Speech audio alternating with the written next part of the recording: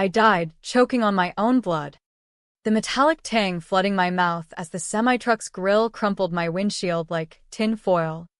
My last thought a bitter scream. They stole everything. And I paid for it all. But death wasn't the end. It was a goddamn reset button, slamming me back into my 22-year-old body. Heart pounding in that cramped apartment off campus in Ann Arbor, Michigan, the morning after my folks' funeral, with the echo of their casket lids still ringing in my ears. And just like that, the veil ripped open. I knew every betrayal, every lie, because I'd lived it, drowned in it, until it crushed me under 18 wheels on I-94. The air smelled like stale coffee and unwashed sheets, the kind of scent that clings to broke college kids scraping by on ramen and false hope. I bolted upright in bed, gasping, my hands clawing at the thin blanket as if it were the airbag deploying too late. My reflection stared back from the cracked mirror across the room. Catherine Hale, wide-eyed brunette with the perpetual under-eye bags from pulling doubles at the campus diner. Not the hollowed-out shell I'd become at 28. The one who'd OD'd on painkillers after the bank repoed her car and the eviction notice hit. No. This was pre-catastrophe Catherine, the dutiful daughter who'd buried her parents with a smile, oblivious to the noose tightening around her neck. Cat, you okay in there? My roommate, Jess, banged on the door from the kitchenette, her voice muffled by the sizzle of eggs. She was the only one who'd stuck by me in the end, the one who'd found me slumped in the tub, track marks from desperation rather than drugs. God. The guilt that hit me then, it was a freight train all over again. Yeah. Just. Nightmare. I croaked, swinging my legs over the bed. My feet hit the cold linoleum, and I glanced at the nightstand, my ancient flip phone buzzing with a text from my brother. Ethan. Hey sis. Probate meeting at the lawyer's today. Don't be late. Mom and Dad would have wanted us all there. The words blurred as tears stung my eyes. Oh. They wanted us there. All right, to sign away my future while they pocketed the windfall. In my first life or death, whatever you call it, I'd shown up to that meeting fresh off a graveyard shift, reeking of fryer grease, hugging Ethan and our sister, Lila, like the family glue I pretended to be. The lawyer, a slick weasel in a polyester suit named Mr. Hargrove, had slid the papers across the oak table in his downtown office, the kind with fake leather chairs that stuck to your thighs in summer. Inheritance distribution as per the will, he droned, his voice like nails on a chalkboard. Ethan got the family cabin up in Traverse City, prime real estate, worth a cool $250,000 after the market bump. Lila snagged the investment portfolio, stocks and tech startups that ballooned to six figures by year's end. Me? I got the sentimental stuff, Mom's recipe box and a set of cheap birthday candles she'd bought me as a kid. The ones with the dollar store flames that fizzled out after 2 minutes. I'd laughed it off then, choking back the lump in my throat. Guys, this is perfect. Keeps Mom close. Ethan clapped me on the back. His Rolex, bought with what? Exactly? Glinting under the fluorescence. You're the best. Cat. Always looking out for us.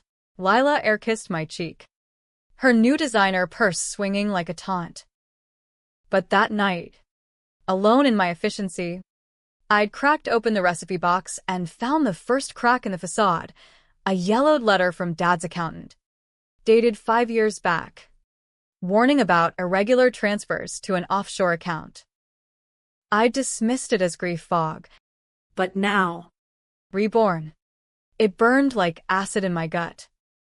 Because I knew the truth.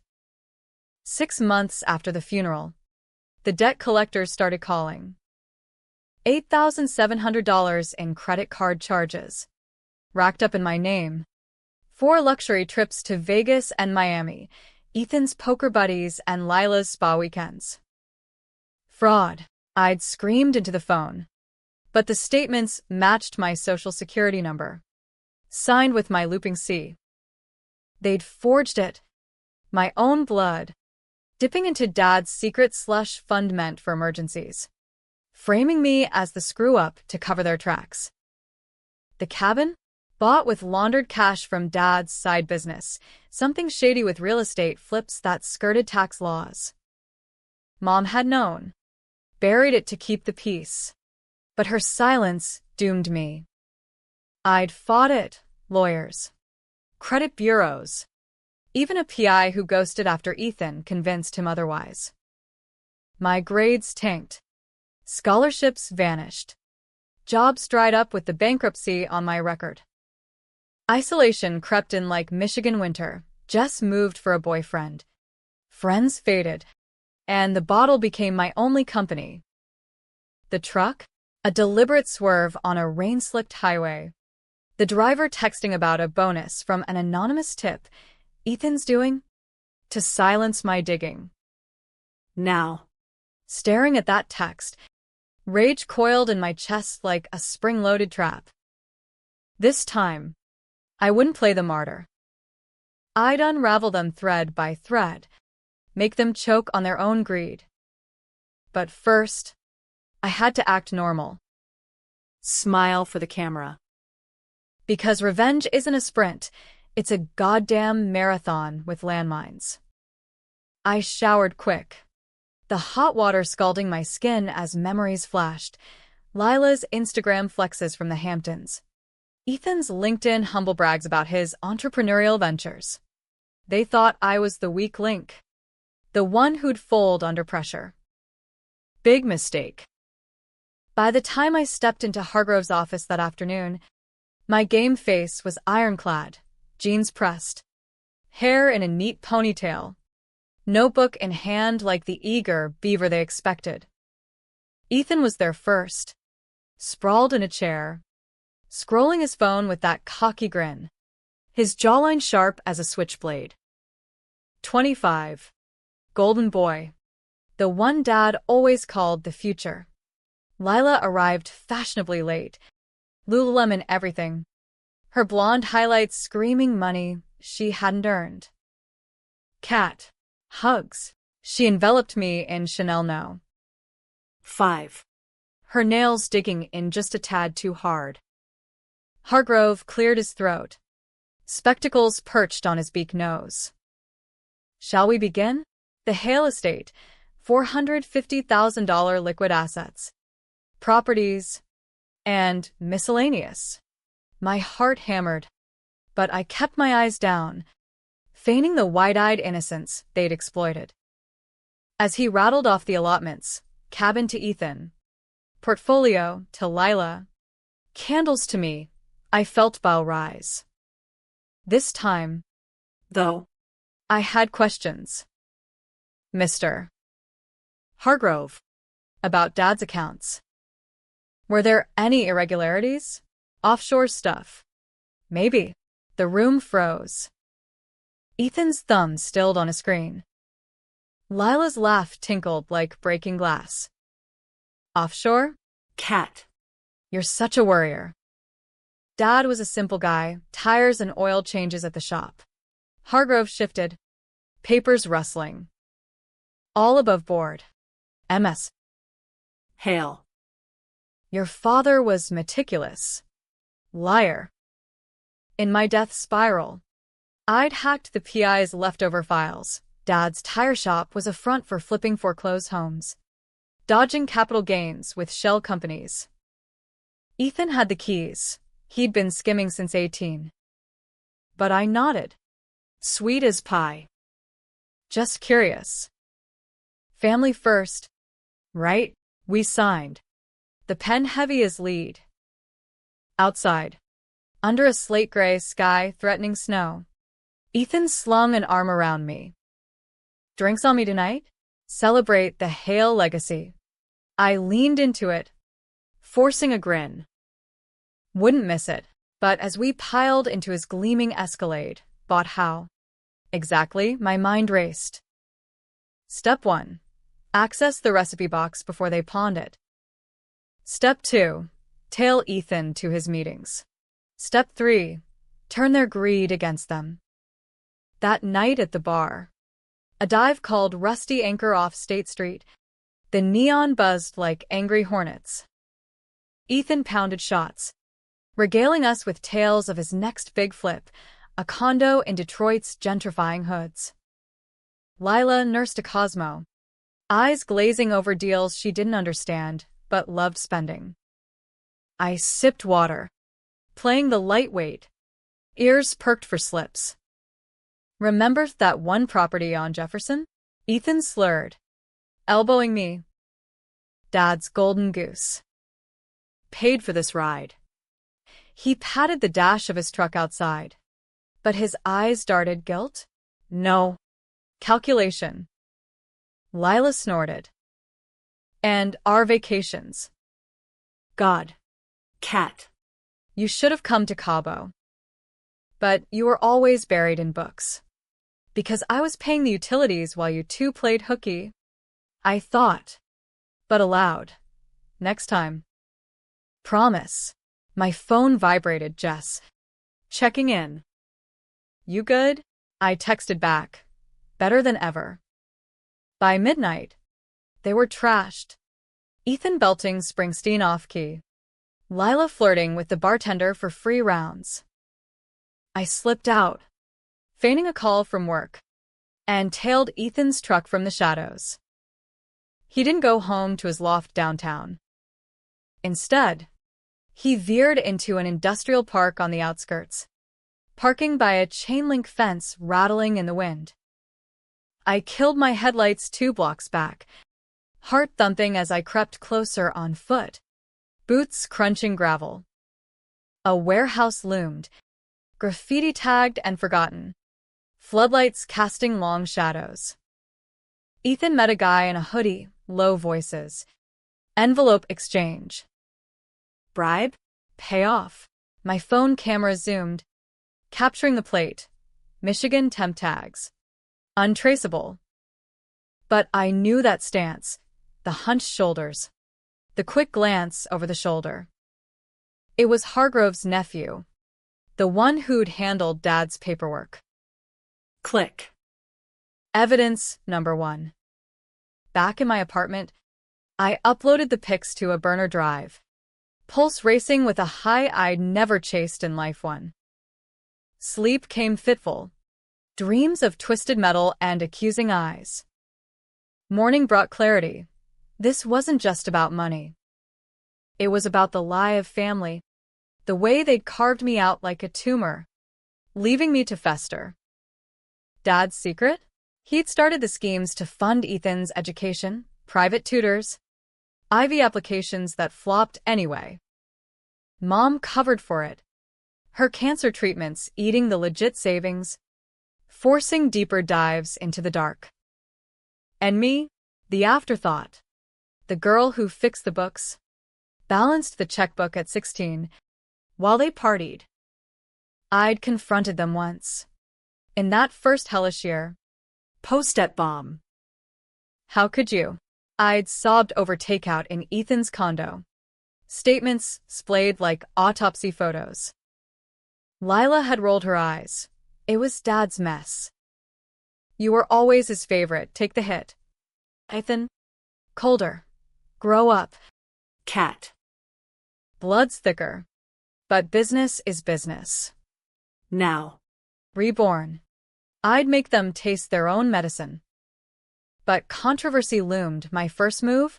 Forge a paper trail pointing to Lila's boutique job. Petty theft reports. Anonymous tips to her boss. Risky. Sure, could backfire. Drag me down. But the thrill? Electric. Week blurred into strategy. Classes at U of M dragged. Psych lectures on betrayal trauma hit too close, but I aced them. Fueled by ghosts. Jess noticed the edge. You're different. Cat. Fiercer. I shrugged it off. But inside, I was a storm brewing. Then, The first crack in their armor, Lila called, voice shrill. Cat, have you seen my purse? The one with the portfolio docs? I swear it was here. gotcha. I thought. The stolen file tucked in my safe. Inside, stock transfers. Signatures fudged just enough to scream fraud. Twist the knife slow. Lila's panic was music, high-pitched and desperate, vibrating through the speaker as I cradled the phone against my shoulder, pretending to stir oatmeal in my sunless kitchen. It's gotta be somewhere. Lil. You check the dry cleaners? That place eats accessories. My voice dripped sympathy. The kind I'd weaponized in sales pitches at the diner. Back when tips were my lifeline. She huffed. The sound of drawers slamming in the background. Ugh. You're right. But Kat, this is bad. The portfolio's got, like, everything. If it's gone. She trailed off. And I could picture her manicured nails tapping her granite counter, my inheritance money paving her pristine life in Ferndale. If it's fraud, we'll fight it together, I said, injecting that big sis steel they'd always leaned on. Ethan and I have your back. Lie number 1 of the day. Served sunny side up. Hanging up. I smirked at the burner laptop glowing on the table, the portfolio docs scanned, metadata scrubbed, ready for anonymous upload to the SEC whistleblower portal. Not today, too soon. Let her sweat. Watch the cracks spiderweb. Revenge was a slow burn. American as apple pie laced with arsenic. No capes or monologues. This was boardroom backstabs and Reddit exposés. The kind that tank reputations overnight. I'd spent nights deep diving dark web forums, how to ghost accounts, plant digital breadcrumbs while chugging black coffee that tasted like resolve. But every step twisted the knife in me too. Was I becoming them? The schemer? The user? Sleep offered no answers. Just replays of the crash, tires screeching. Ethan's voice on the PI's voicemail. Make sure it's clean. Campus life kept up the facade. I hit the books harder. Joined a debate club for the thrill of verbal evisceration, practicing takedowns on hypotheticals that mirrored my kin. Jess dragged me to parties. Keg stands and bad decisions under string lights. But I nursed one beer. Eyes scanning for leverage. That's where I met Marco. A poli-sci major with hacker tattoos and a grudge against white-collar crooks. Family's the original Ponzi scheme, he'd quip over late-night tacos. His dark eyes lingering. Tempting, but trust was a luxury I couldn't afford. Not yet. Ethan's slip-up came mid-month. A Friday fog rolling off the Huron River. I'd tailed him again. This time to a strip mall office in Ypsilanti. Fake signage for Hale Investments, a LLC he'd registered post-funeral. Through the blinds, I watched him hand a briefcase to a suited shark, wire transfer confirmations, properties deeded under aliases. Dad's flips. Scaled up foreclosures bought cheap, flipped with inflated appraisals. Taxes dodged via Hargrove's loopholes. The take? Hundreds of grand, funneled to Ethan's crypto wallet. My camera caught it all. But the real gold was audio, a Bluetooth bug I'd slipped under his dash during that bar night. Disguised as a loose screw. Yeah. The sisters clueless. Ethan laughed into his phone post-meet. Candles and fairy tales. By spring, we'll liquidate the cabin. Lila's itching for Europe. Clueless.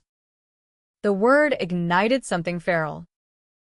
That night, I hit the code execution well. Not literally. But my Marco-inspired script traced the wallet to a Cayman exchange. Screenshots piled up like indictments. Controversial call number 1. Leak a teaser to a local Reddit sub. r/Ann Arbor scams. Heard about Hale Tires shady flips? Check this LLC. Anonymized. Of course. But with enough breadcrumbs to hook a journalist. Monday. Ethan texted the group chat. Anyone see that bullshit online? Some trolls stirring crap. Lila chimed. Freaking weirdos. Cat. You okay? I replied with heart emojis. The dutiful doll. But the heat turned up. Hargrove called me in, routine follow-up, his office reeking of menthols and malice. Miss Hale. Any concerns about the estate? His eyes bored in. Fishy and flat. I leaned forward. All earnest undergrad. Actually. Yeah. Dad's shop ever audit the books? I found this old letter. I slid a forged printout across, my handiwork, mimicking the accountant's font, hinting at missing funds. He blanched. Adam's apple bobbing. Fabrications. Surely. Your brother handles that now. Ethan? Oh. He's brilliant. Venom sweetened with sugar. As I left, I accidentally dropped my keys by his desk drawer unlocked. Thank God, snapping a pic of files inside. Ethan's LLC docs. Stamped approvals. Jackpot. The pushback came swift. Lila showed up at my door unannounced, rain-slicked and red-eyed, clutching a bakery box like a peace offering.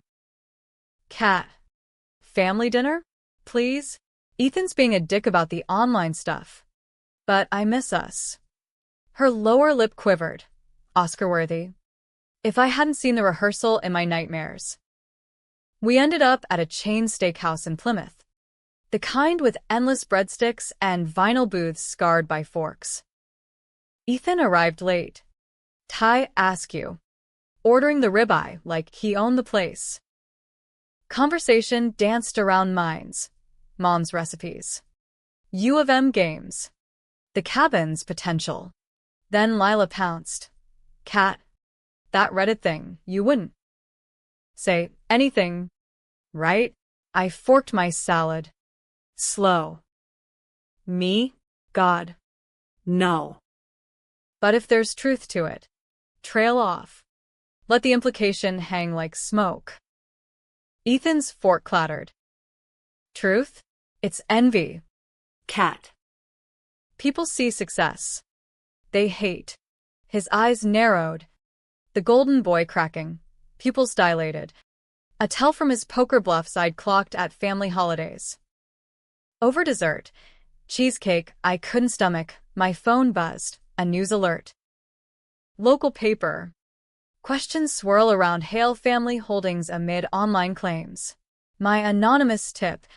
Amplified. Ethan's face drained of color. This is bullshit. Is it? I whispered. Just for him. As Lila excused herself to the ladies. Or is it the debt I will find? Ethan? The one in my name? He froze. Fork midway. What the hell are you? I know. Simple. Seismic. His bluff crumbled. I saw the calculation flicker. Deny. Deflect. Destroy? But Lila returned. Oblivious. And the moment shattered. Drive home was silent. Tension thick as the fog off the river. In my bed that night, adrenaline crashed into doubt. Was this justice or just spite? The controversial decisions piled. Next, I'd hit Lila's soft spot, her socialite circle. Plant rumors of embezzlement at her gallery gig. Watch her empire of likes crumble. Risky, could expose me if she lawyered up. But the alternative? Let them win again. No. Weeks ground on. A pressure cooker. My grades soared. But isolation bit deep, just since the walls I built. Marco's invites went unanswered. Ethan's texts turned needy. Lunch? Miss ya. Sis. I met him at a food truck park, falafel in hand, playing concerned. The scrutiny's bad. Ha! He vented, deals stalling. Investors spooked, while I nodded, filing names for later. Then the secret cracked wide, buried in Hargrove's files. A paternity test. Ethan wasn't Dad's. Mom's affair with the shop's old mechanic. Covered up to keep the facade. Dad knew. Funneled the schemes to his son out of spite or love. It explained the favoritism. The candles for me, the real hail. Betrayal cubed. I confronted the mirror. Use it? Blackmail Ethan into confessing the forgeries? Or wield it like Excalibur at trial? The twist nod. Mercy felt foreign. But so did monstrosity. Lila's downfall triggered midterms. Her boss called, the gallery owner, a Detroit art scene kingpin, firing her over discrepancies in sales records. My doing, doctored emails from a spoof account, showing kickbacks to her personal Venmo. She wailed on my voicemail, "Cat, it's all falling apart. Help me." I did one better. Invited her over. Poured wine, spiked with truth serum? Nah. Just cheap Merlot. Coaxed the confession. Ethan pushed me into it, the cards, the charges. Said it'd look like you, the responsible one cracking under grief. I needed the cash for stuff. Designer fixes for a coke habit she'd hidden since high school. Deep, dark, delicious. By dawn, recording in hand, I had her pinned. But as she sobbed on my couch, mascara rivers, something fractured. This was my sister, the one who'd braided my hair, shared secrets under blankets. Was revenge erasing me? No time for philosophy. Ethan's Escalade idled outside my window at 6 a.m. Watching? Paranoia spiked. I bolted the door, heart slamming. The game escalated. He knew I knew. Climax brewed that weekend. A family summit at the cabin, forced reconciliation.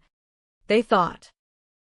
I packed light, laptop, bug, and a .38 my PI contact had slipped me in the old life. Controversial? Hell yes. Concealed carry in Michigan's a minefield. Drive north was 4 hours of evergreen blur. Radio blasting classic rock to drowned outs. The cabin squatted on Torch Lake. Mist-shrouded docks creaking. Ethan grilled burgers. Lila chain-smoked on the porch, eyes hollow. Dinner was a farce, small talk over esmores. Fireflies winking like conspirators. Night fell. Lake lapping black. They cornered me in the kitchen. Ethan blocking the door. Lila wringing her hands. Cat. The rumors, it's you? Isn't it? His voice low. Lethal. I met his gaze. Steel for steel. What if it is? You forged my life into debt slavery. $8,700? That's pennies to what you stole. My future. My sanity. Lila gasped. We can fix it. Pay it off. Too late. I hit play on my phone. Her confession. Crystal clear. Then Ethan's warehouse audio. The SEC docs cued to send. He lunged, instinct. Rage, but I sidestepped. The .38 heavy in my pocket. Untouched. Touch me, and it ends now. Cops. Feds. Headlines. Hale Air's empire built on fraud and fratricide. Lila crumpled. Ethan seethed. Fists clenched. You're destroying us. For what? Candles? For justice. But as they slunk away, tails between legs, victory tasted ash. The twist loomed. I'd won the battle. But the war? My soul bore scars. Dawn broke over Torch Lake like a guilty verdict, pink streaks bleeding into the gray, mirroring the bruises blooming under my resolve.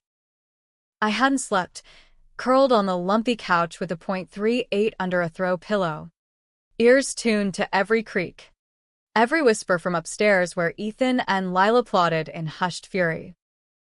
The cabin, once Dad's escape from the grind, now felt like a trap, knotty pine walls closing in, the stone fireplace mocking with embers long cold.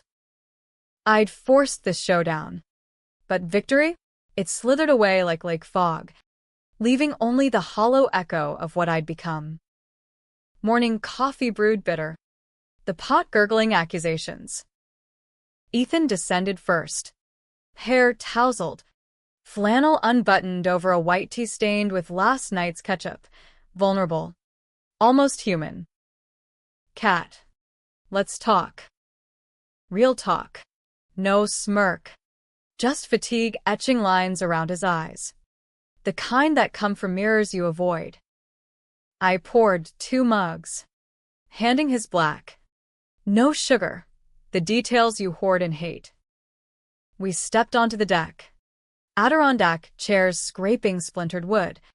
The lake a glassy expanse dotted with bass boats humming distant. Talk, I said, voice flat as the horizon. He stared at the water, knuckles white on the mug. The schemes. Dad started M for me. After the test, he swallowed, the paternity bomb I'd lobbed last night still detonating. He knew I wasn't his blood, but he said it didn't matter. Built the flips to give me a leg up, 'cause you and Lila, you were the keepers of the flame.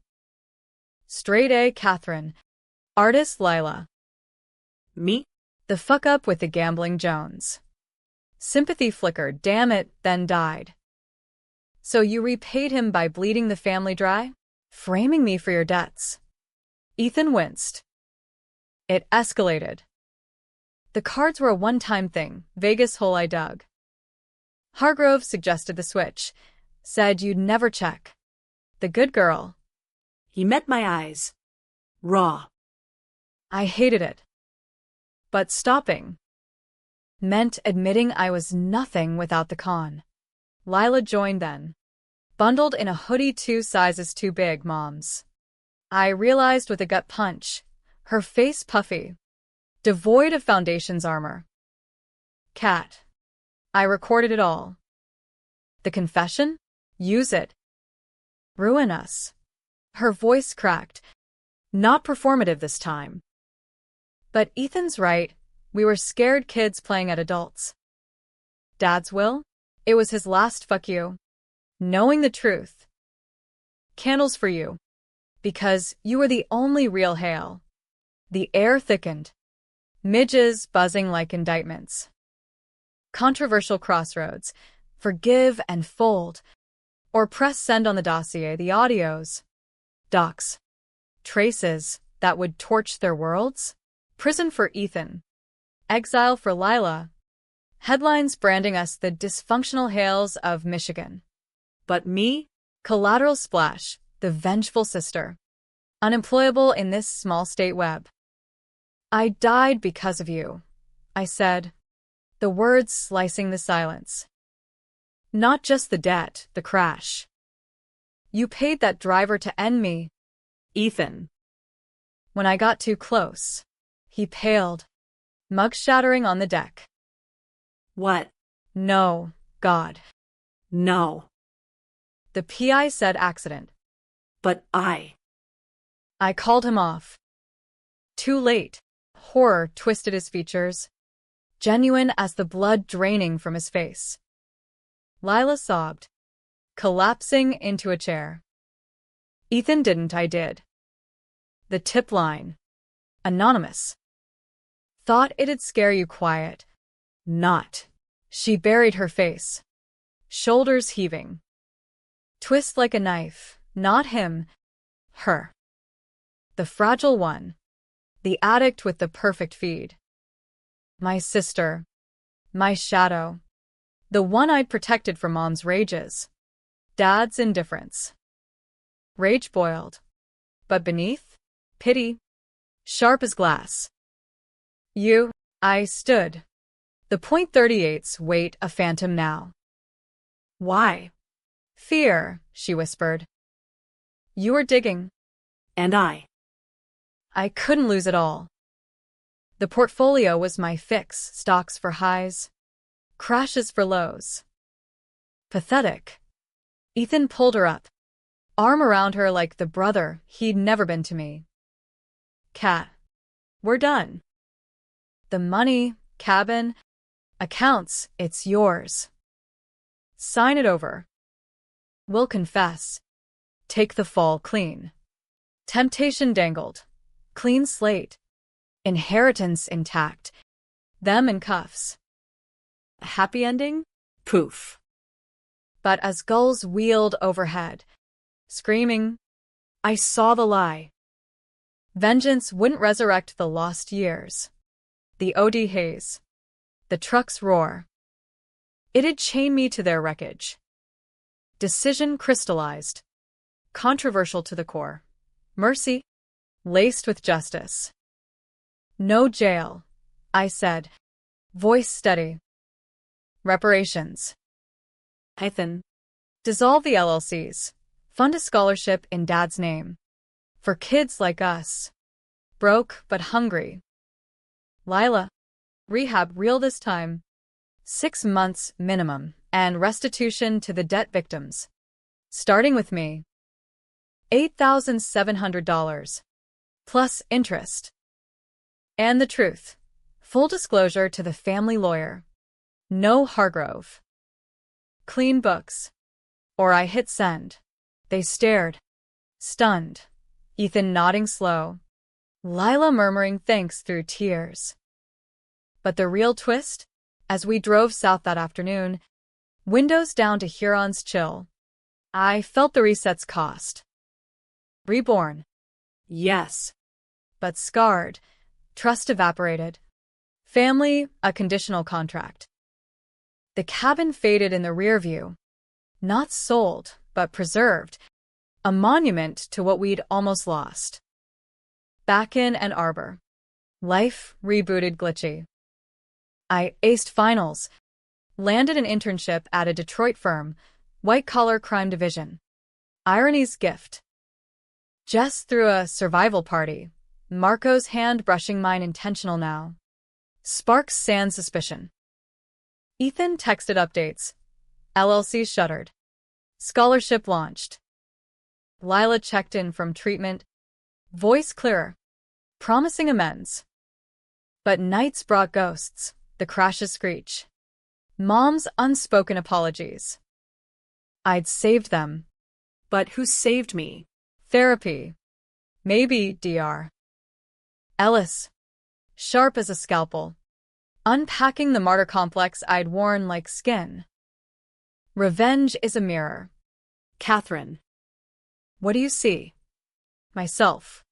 Finally. Not the candle's flicker, but a bonfire.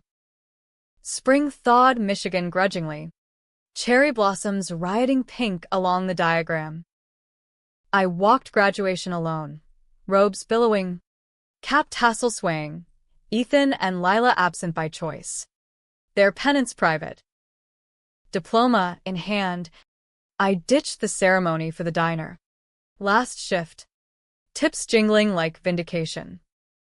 Outside. Rain pattered soft. Washing clean. My phone buzzed. SEC closure. No further action. Hargrove disbarred. Slinking to Florida. The debt? Wiped. Lila's first check arriving with a note. For the real heir. I burned the candles that night. Recipe box flames dancing wild. No fizzles, then called Marco. Dinner? My treat. His laugh warmed.